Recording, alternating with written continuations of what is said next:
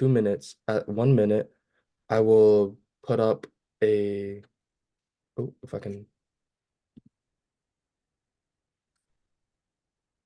oh, there we go, a green background. And at the 1 minute 30, I'll be turning on the yellow background. And at 2 minutes, I'll be turning on the red background. For speeches, which are 5 to 7 minutes, at 5 minutes, I will be doing the green background. At 6 minutes, it will be yellow, and at 7 minutes, it will be red. For individual evaluations, they should last between 2 to 3 minutes, and it goes the same. At 2 minutes, it will be a green background. At 2 minute 30, it will be a yellow background, and at 3 minutes, it will be a red background. So that is my timer rule, and at the end of the meeting, I'll give my timer's report. Thank you. Back to you, Toastmaster.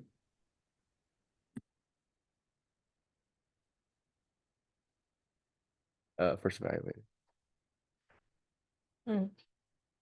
What do I say? Yeah, just call him the first evaluator. I like to call him the first evaluator, Owen Fenn. Today, we are going to be listening to a very interesting speech by Michael on the importance of typing correctly. So please welcome Michael to the lecture. Hello, everyone. As you've heard, the title of my speech is Why Typing Correctly is Important. Now, for little beginning of speech questionnaire. Please raise your hand if you've ever had to type on a computer keyboard in your life. I'm sure that's almost everyone here. Now, I'm interested. Will you keep your hand up if you typed on that keyboard with 10 fingers and without cheating by using the fingers weirdly? I've done it in my computer skills class. Yeah, exactly. So many of our schools have these computer apps classes where we are taught to type correctly, which is with all of your 10 fingers instead of using only 1 or 2 to peck at the keyboard. Now, there's a very important reason for this, is because obviously 10 fingers can work faster than 2. That is why in those classes, there are extensive lessons to teach you how to use all of your fingers. Now, I'm sure all of you might think that's a little boring and unnecessary, but here are some of the reasons why touch typing or typing with all of your fingers is very important. Obviously, as our world becomes more and more digitalized, we will have to use devices more and more, from phone keyboards to computer keyboards to iPad keyboards. Everywhere, keyboards are in our lives. And online, it is almost exclusively the form of input to whatever device you're using, right? So therefore, it is important for us to type correctly and quickly. However, that's only achievable if you're using all 10 fingers. Although the average word per minute of the person who hasn't learned how to type is 40 words per minute. That may sound pretty good until you realize you're sitting down at 12 p.m. at night with your essay due at 7 in the morning, and the word limit requirement is 5,000. You might have a little trouble there, but imagine if the words could flow through your fingers like water from a fountain at the speed of 80, 90, or perhaps even 100 words per minute. That may sound like a pipe dream. However, it is very achievable. As Quinn referenced, there are plenty of courses available online for you to learn how to touch type that go from teaching you the home row all the way up to the random symbols that you'll never touch ever again in your life. But it is important that we start building this muscle memory early because, like I said, it becomes muscle memory. When I'm speaking, I don't need to consciously think about the sounds I make because since a very young age, I've been speaking English. To me, the words come out when I think about them, not when I have to spell out the sounds, right? That's what typing becomes once you get used to it. Instead of typing individual letters and looking down at your fingers, you start typing words. Words become phrases and phrases become sentences. Eventually, you'll be able to type almost as fast as you can talk. And that's the key to typing. is to be able to efficiently communicate your thoughts. Now, this may all sound very far-fetched, but it is really simple. You can start tomorrow or perhaps even this evening. Spend 10 minutes, go to a website that offers free typing lessons, and click on the first beginner lesson. Don't worry, you'll be slow, but that's where we all started. Back when I didn't know how to type, I would go on this game called Nitro Type, which I'm sure we've all heard of. At that time, I was on a school iPad keyboard pecking away at 20 words per minute. Obviously, I got smoked by all of my friends. However, I vowed to not accept defeat. So in 7th grade, when my teacher taught us all how to type correctly, in my determination, I finished all of the lessons. Now, I'm able to average 90 words per minute and on good days hit over 100. At this point, when I'm typing essays, it is very easy for me to transfer my thoughts directly from my mind to the page. When you first start, it is very important to follow the keyboard layout and not type with the wrong fingers. Your keystrokes should be soft and not strident, as that way, your hands will be relaxed and you can progress to faster speeds as your muscle memory improves.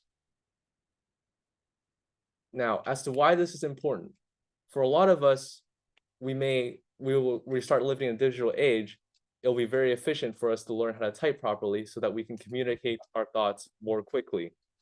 This way, in the future, when you sit down to write an email or an essay, you won't be thinking about what your fingers are doing, but instead, the much more important thoughts that are in your head.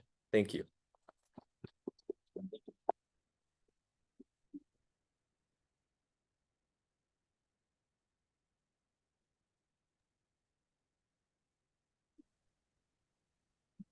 You, speaker, evaluator. He's not here, so. I'll now like to call on the second evaluator, Miss Anna Zhang.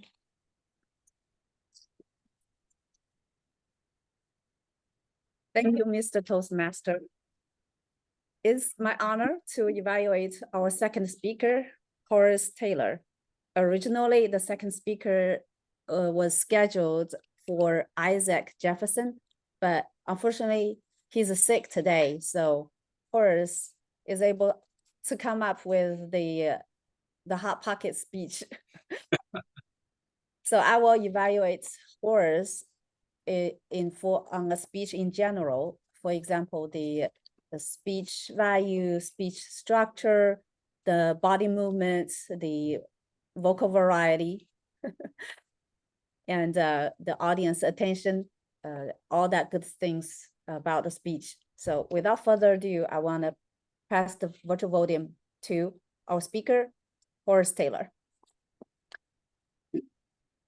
Thank you and good afternoon, Gavaliers. My speech today is in fact a hip pocket speech.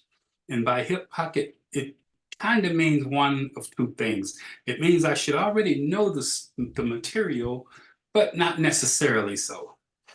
In fact, for this speech, I gave the speech a couple of weeks ago, and I've since dumped it out of my mind. So I hope I'm able to pull it all back together. Here's my speech. At any given moment, I'm typically reading 1, 2, 3, sometimes 4 books at the same time. I'm not as good as Michael. I can't get up to a 90 per day, but I am in fact reading 3 books. And I'll show you the 3 that I'm currently reading. This one is called The Grift. I don't know if you can see it. And the other one is called The Conspiracy to End America by Stuart Stevens. And the last one is called The Black Reparations Project. Oops, let's see, there we go. Black Reparations Project. It's by Dougherty, Mullins, and Hubbard.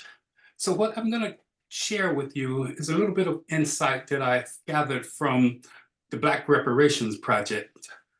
And for this reason, look, ta-da! I just happen to be dark, not necessarily black. Okay, the Black Reparations Project talks about reparations. And just so everyone will understand, reparations is a process where when someone or some group of ones have been harmed, the government sort of steps in and makes that person, that situation correct or whole again. So, for instance, during World War II, the American Japanese community, many of them, like I believe it was 155,000 of them, was kind of corralled into, I'll call them concentration camps, but they really weren't concentration camps. But the fact of the matter is, for that 155,000 American citizens, the government said, no, we have to move you guys and put you in these places where we can keep an eye on you because we cannot trust you, right? Now, granted, they're already citizens, but that's the way it went down. That happened during World War II. In 1988, the US government finally got around to paying reparations to those Japanese American citizens through that internment period. More recently, our government paid reparations for the loss of life and subsequently resources and wealth to the victims of 9/11. Now, as you can imagine, there are some people in the World Trade Center that were no doubt already millionaires, and there were some people in the working there that was probably no more than the lowest janitor or cook. But nevertheless, they lost their lives. And the government recognized that and in time paid out in the billions of dollars reparation to that group of people. Internationally, you may already know that during World War II, the Jewish people suffered a Holocaust. And up until 2020, not 2-3 years ago, they were still receiving reparations. Now, Black reparation, however, is this concept, is this issue of what happened to Black America during the founding of the country. When in those early times, let's say 1619, but let's give it some more hardened dates that we should all know, like 1776, 1790, the 1800s, all the way up to 1865, when there was a Civil War fought. At the conclusion of the Civil War, the US government then turned around and paid the former slave owners for their loss of human property. That's called chattel slavery, Chattel, chattel, not to be confused with shackles. Yeah. But the fact that the government paid the former slave owners for their loss of property, which my ancestors were simply human property of another human. The reparations project that I'm reading today is still addressing that very cause, that very wrong, that issue. And here's the situation, is if the government turns to Black America and said, we are now ready to make right by you. We have created this bucket of reparation payment, but you, Black America, must show us how you can provide a direct linkage to someone in your family who might have been or was in fact enslaved. This is what this book is all about, and it provides a couple of examples of how we can go about doing that. For instance, I was born in 1968. Obviously, I have a birth certificate. My mother and father were born in 1922 and in 1923. I have their birth and death certificates. My grandfather, as in my parents' my parents' parents, I have their death certificates and birth certificate. Both were born, one was born in 1890, the other one's 1883. 1989, and we have found or tracked the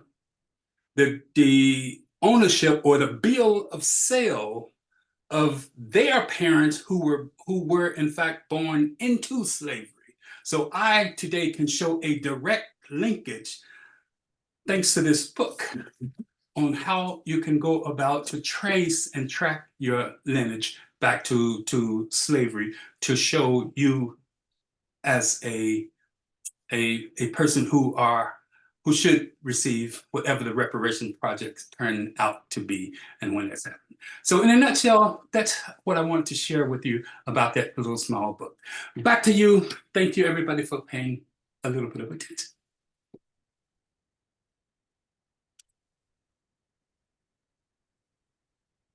Now I would like to call on the tabletop master for wait, that's it. Yeah. All right. Mia check.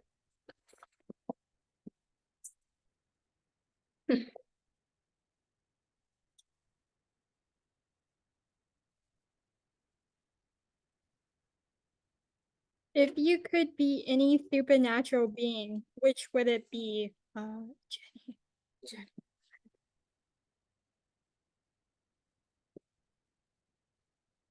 If I could be a supernatural being, I would be a werewolf. One, because wolves are my favorite animal, and I think that being a really big wolf would be cool, and I could like howl and stuff. They're not like they don't really have many disadvantages like being a vampire. You can't even be out in the sun. It's kind of lame. Like you can't eat garlic and stuff like that. So I'd be a werewolf.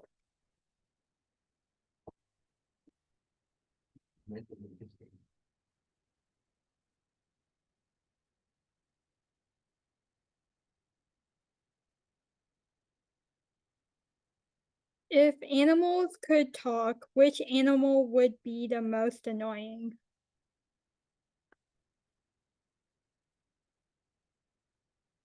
Mr. Xavier Taylor. Thank you for the question. If animals could talk, which would be the most annoying? I think it would be between either squirrels, chipmunks, or a really hyper type of dog breed. And the reason I think it would be one of those is because squirrels and chipmunks, out there, they just seem so frantic and all over the place. Whenever I see them, they're just always moving and doing just everything that whatever squirrels do. So I think just if they could talk, they would be very annoying. And then a dog breed, I'm not sure exactly which one, but I've seen some dogs are really hyper. They're just always all day long annoying you. Like my sister's dog, that's it. It's a little mini Yorkie. He's always running around, jumping up stuff. I never see him like laying down or sleeping. He's just always running around. I feel like that dog would be very annoying if it could talk. So, animal I think would be the most annoying though out of the two or three technically. I think it would be the Yorkie, my sister's dog. Thank you for the question.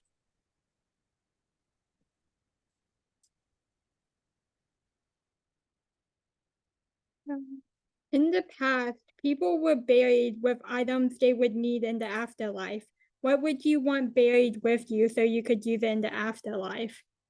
I'll give it to Michael. My moral enemies. If I had to be buried with certain items for me to take into the afterlife, I would have to say the items that relate to my current hobbies, which are my violin. I lovingly call Rachel. A couple epes in case one breaks. My entire fencing setup, which includes my clothes and my mask, and a ping pong paddle along with several balls. I was hoping that if I were to die an untimely death, and be forced to be sent into the underworld ahead of my time, I would like to continue what I enjoy in my current life in the underworld. And who knows, maybe I'll get even better than I currently am right now, because I'll have a chance to talk with past greats like Paganini on how to play violin better, or some fencers from the 16th century Italy who fought with rapiers instead of epées. Or I could talk with some of the old Chinese table tennis masters who have since passed on.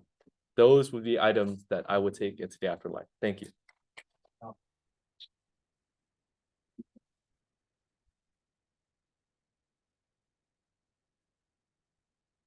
If you could have lunch with one person from history, who would it be? I'll give it to Anna.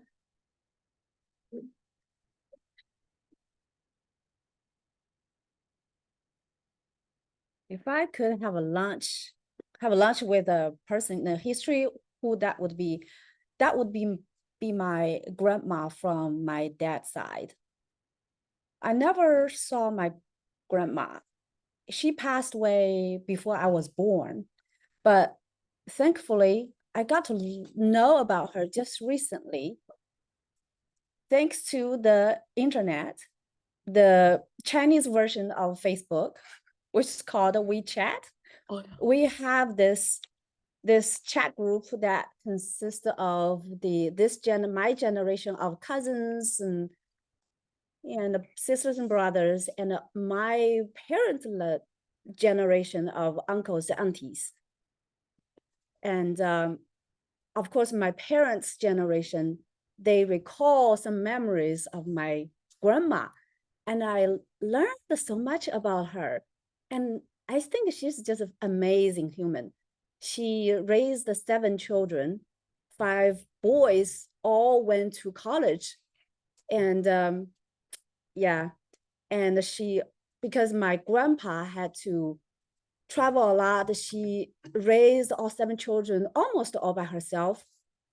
And in those difficult times, she had to really go into the woods and kill the animals in order to feed the children. But she knows a lot of histories and talk the history stories to her children. To me, that's amazing. Mm-hmm. So she's really even though she didn't get a degree, but she sounds very educated person. And I just wish if I could have a lunch with her, it would be just such a fun experience. Thank you for that question.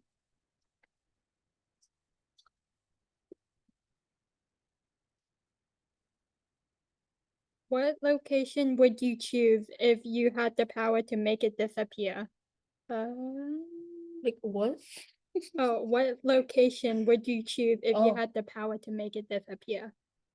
I'll give it to you. Oh, that's crazy. Location? To disappear. Say school. School. Because school. I don't like school. That's why I hope it would disappear. Mostly because of my teachers, but otherwise school is pretty fun. Michael, you go to MUS, right? I heard from a lot of friends, like the teachers in MUS suck. Yeah. And so, yeah, all the subjects and stuff is like really fun, and like I have a lot of friends at school. I just don't like the teachers. So thank you.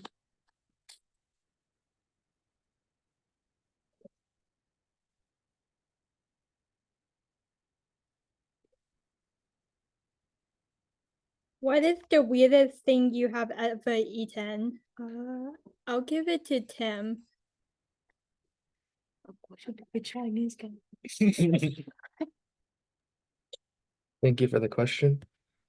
I would say the weirdest thing I've probably eaten it might just be frog, I guess. Because I haven't eaten that much weird food, but I'd say frog would probably be like the weirdest one I've eaten. Just kind of had a really weird texture to it, I'd say.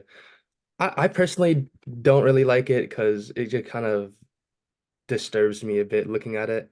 And the taste isn't that bad, but personally, it's not my thing. And just looking at it, the way it's cooked, it's kind of a bit, uh, I would say disgusting. Many people might say it looks delicious, but that's their opinion. Yeah, personally, I would just say that frog might be the most disturbing thing I've eaten so far. Yeah, thank you.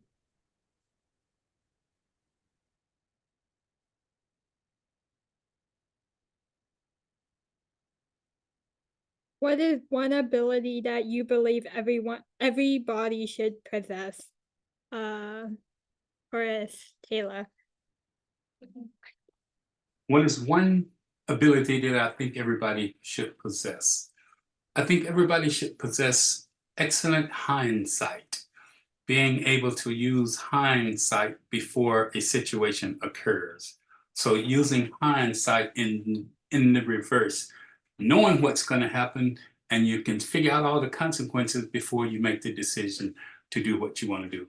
Hence, we always said, man, if hindsight was with me, I would have done this or I would have done that. Well, if you can see a situation develop fully before you go into it, that's why I think everyone should have excellent warning labels, kind of hindsight, but using it to guide you throughout life. And in fact, we kind of use that, but we don't call it hindsight. Hindsight is the fact that something has already happened. And then we're able to look at it and say, man, I didn't use the best judgment on that. Or I wish I would have done it this way, or I wish I would have done it that way. So to play it forward, if we could do that in the future and we see what things are happening. That's what I think everybody should have. Good future hindsight. Thank you for the question. Back to you, ma'am. Stridently.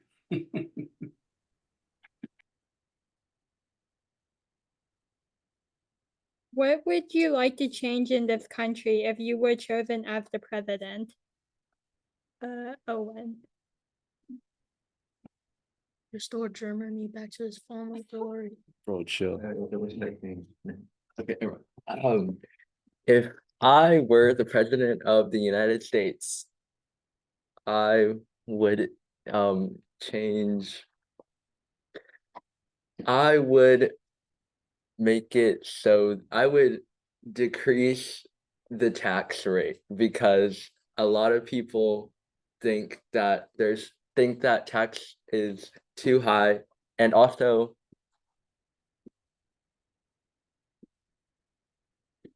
I would also employ my very developed macroeconomic skills from Khan Academy by selling federal bonds because I'm pretty sure that reduces inflation. I'm not too sure because I think I watched a Khan Academy video about that a few months ago, but I think if I did that, either the whole country would just stop functioning. I don't know what that does, but I'm pretty sure it might reduce inflation. Just play around with it, see if it works out. And yeah, that's what I would do. I would sell some federal bonds. I don't know what that really means, but I would do that. And also I would decrease the tax rate so I would get reelected. Yeah, thank you. That's what I would do.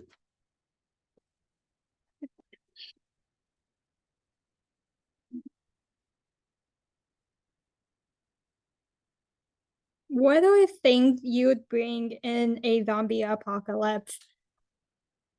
Rag have.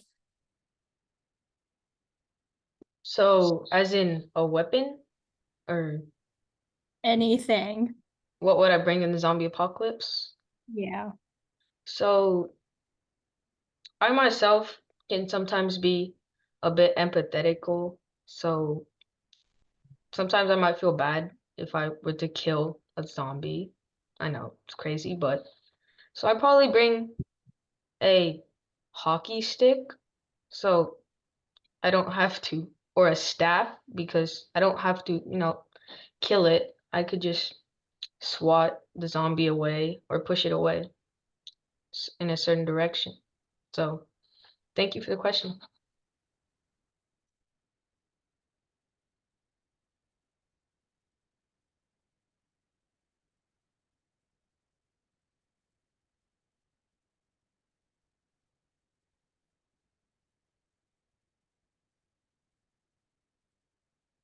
Okay, I'll pass it back to the Toastmaster. Oh. Now I'd like to introduce the general evaluator, Jenny Feng.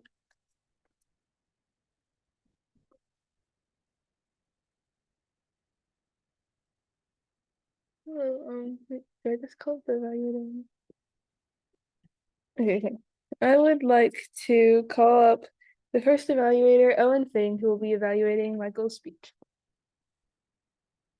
All right. Michael gave a very important speech today on why typing correctly is very important. He pointed out the prevalence of typing in our modern society, which is driven by electronics. And he used a question at the start to gain the attention from the audience. He also used similes and anecdotes when he described typing, and described his personal experience of typing, which really kept our attention with a relatable experience. And he had a measured tone and syntactic variety, which helped him emphasize the important words of his speech. The structure of his speech, in which he interspersed the main idea with personal anecdotes, allowed Michael to effectively catch our attention while explaining his message. The only thing that I would critique is that Michael didn't maintain consistent eye contact with everybody, and instead flickered his eye contact a little bit when he could just look at one audience member and then maintain his eye contact a little. I think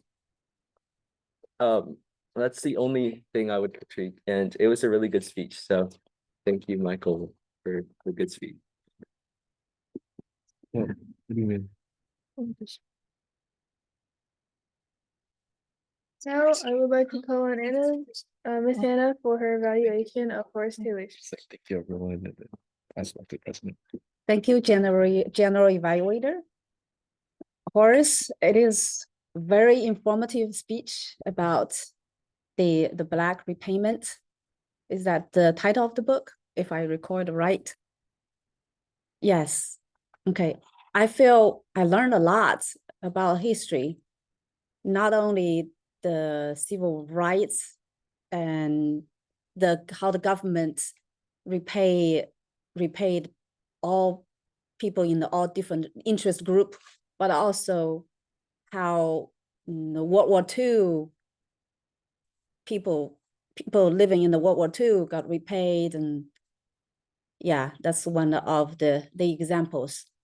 So it is very informative, and I like you put a purpose first. What I want to talk about, that's the thing you put in at first. I want to talk about the repayment. And you made that clear. The connection to the audience is that audience, maybe one day you will get that repayment, reparation, if you can just follow this link, read this book, and follow these steps and show the links. So the speech is very organized, is logical, and is very informative. So I really appreciate you putting what you read and present it to us so that we can learn what you read. Probably took you a month, I don't know, maybe a week, but for us to learn that in just 7 minutes. So yeah, thank you so very much. And I would encourage everyone, if y'all read some book, give a speech about that book so we can learn it too in 7 minutes, right? So share the knowledge.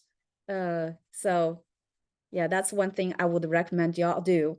But great speech, I don't think, the only thing I think you could have done better is to shorten the example part, but make the Black reparation part a little more and more content in there. So thank you very much.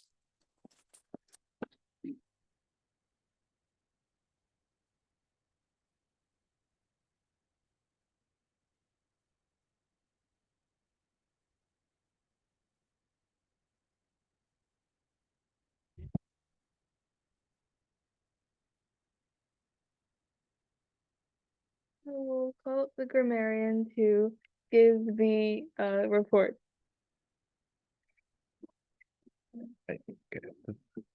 Thank you, General Evaluator.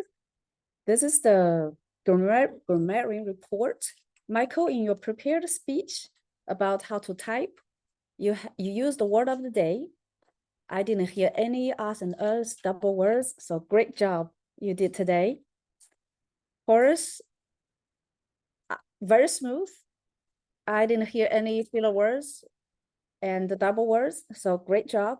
In the table topic session, Ginny, you had one like when you are speaking supernatural being, which you chose wolf. Very interesting. Xavier, you are very good in talking about a talking animal. Yeah, very smooth. I didn't hear any filler words. Michael, in the things you want to bury, very smooth. Again, always just smooth and concise. Good job. In Quinn's make a location to disappear, I only heard 2 R's as a great improvement. And also thank you very much to take on the Toastmasters role. Very good job. Keep up the good work. There are a lot of other roles you can take and you can practice. Tim, on your weird things you have eaten, very good. I didn't hear any R's and Us. Horace, on your one ability, your hindsight, future hindsight on the ability everyone should possess, you use the word of the day. Owen, on your if you're president, what would you do? You only had 1 double words. I think it's at the beginning, you kind of stumble, you hesitate what you want to say. And then you quickly make a decision what you want to say. And from that point on, you are very smooth.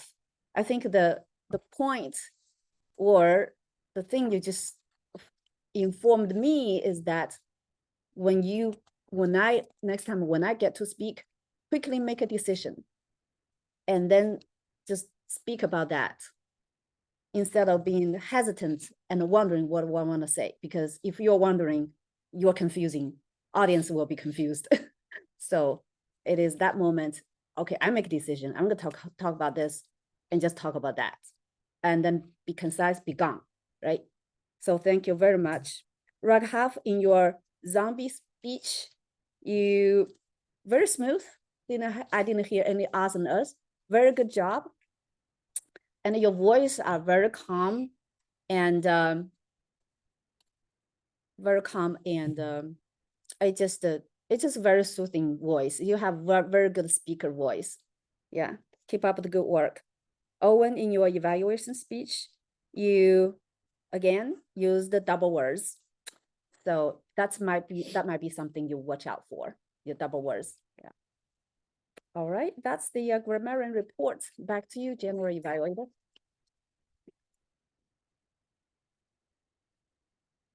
Hello. I'd like to say that for my evaluation of this meeting, our meeting went pretty much mostly smoothly. Even though we were missing a lot of people in the beginning, like the second speaker, we pulled through with Anna as the second evaluator and Horace with his Hot Pocket impromptu speech, which was very nice. Both Michael and Horace had very good speeches, with Michael even using the word of the day. And Mia, as the table topics master, gave very interesting questions, like what location would you make disappear? And we heard some very good answers. Finally, Owen and Anna gave very, very well organized evaluations, including the grows and glows and specific examples to highlight their points. So I think pretty much everything went as scheduled and we didn't have any like major problems. We forgot the timers report. Thank you for I'd also like to call up the timer, Tim, for his timers report. Thank you.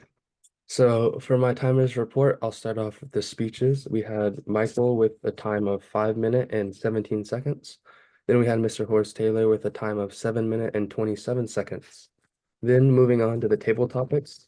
First off, we had Jenny with a time of 30 seconds. Xavier Taylor with a time of 1 minute and 30 seconds. Michael with a time of 1 minute and 10 seconds.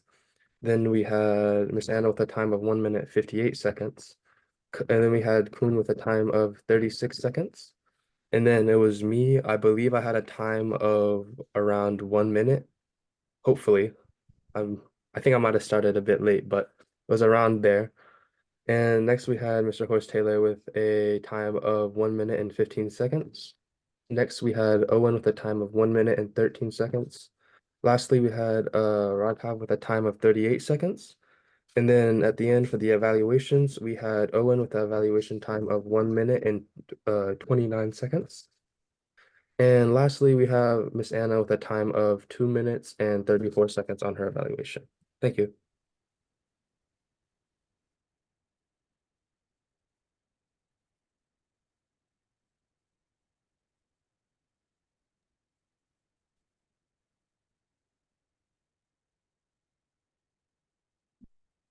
I'd like to pass it back to the president of this meeting. Oh, Mr. Executive Chairman. Right. Thank you, thank you. So I'd just like to say we had a great meeting today, even though we were missing quite a few people, and I'd like to start selecting roles for next week's meeting. We don't have any new messages. Welcome back from fall break or spring break. Sorry, one of these breaks. And yeah, I'd like to get into selecting our roles for the next week. Are you able to pull up the roster? I am doing so. Yep. Isaac will be speaking next week. Eric is? Okay. No, You friends with he can him? speak this week. No. Are you ready for this? Your Hey. icebreaker? Rogov? I think he's done this, or has he? I don't know. Rogov signed up to do a speech. Rock you want to do on the April 17th or any other day? March. Sorry, could you repeat that? You want to, what date do you want to do your speech? I believe in the sign up sheet I put on 4-21 speaker 2 for Uh-huh. a Yes. speech. Yeah. Okay. All right. On So, project 2. okay, yes. So, when still want to do your icebreaker or you need more time? I'm kind of confused about how Oh, your second speech, you have to organize your speech. You need more time? Yeah. Okay. I don't even know how to do it. Yeah, okay. So Michael said he will help Quinn to do the second speech, but not next week. So I will be the second speaker next week. Isaac will be the first one. Okay. Okay, and then hockey master here, Eric.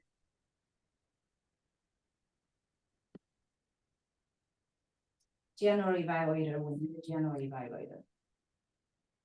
Also need Toastmaster.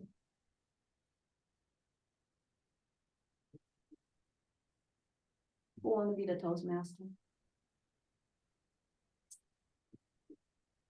I think Okay, Jenny, I'll put you down. Okay. And grammarian. Be a grammarian. When do you want to be a grammarian?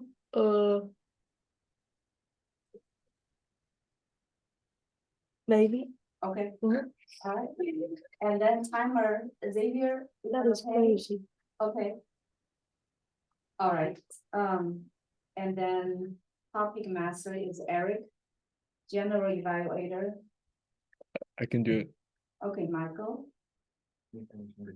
And then evaluator number 1 to evaluate to the Isaac. You want to, Owen? And then evaluator number 2 to evaluate me.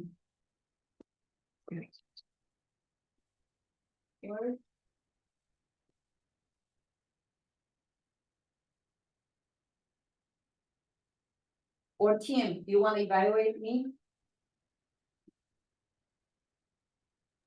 I can try. Okay, all right, thank you. So those are the roles. Okay. Since we're here. Since we're here, I want to emphasize a few things we can improve here in the in-person location. As a Toastmaster, we really started using we have been using handshaking, but I don't think we have been emphasizing that. So I would like everyone to try that. Toastmaster, when you come up here, you state and you call the next person will come up and you shake hands and then switch the place.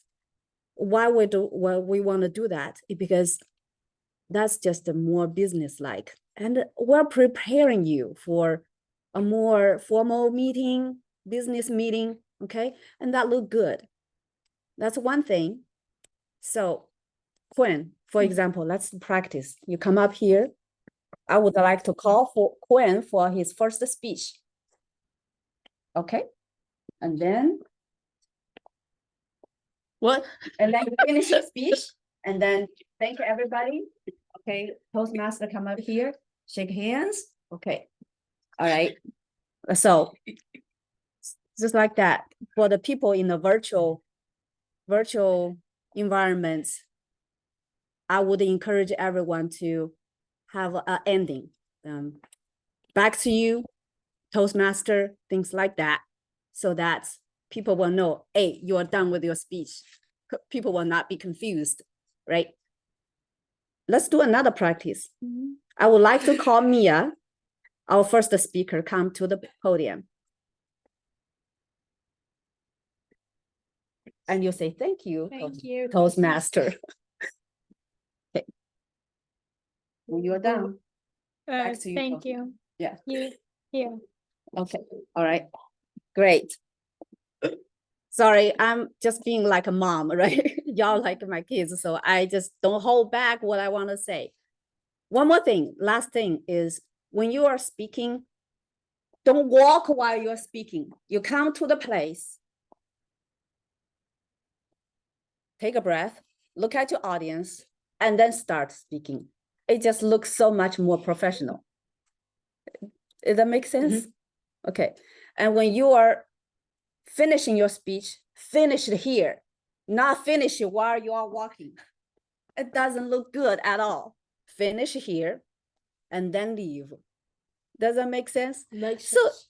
just a little things that will make you look so much more polished, so much more professional. So that's the few things I would like to point out. All right. Okay. Happy speaking.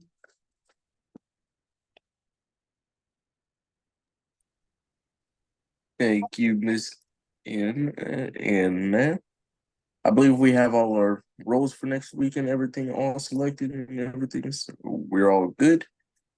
And with that, the meeting will be adjourned. So just thank you all again for coming in today. And enjoy the rest of your day before you gotta go back to school.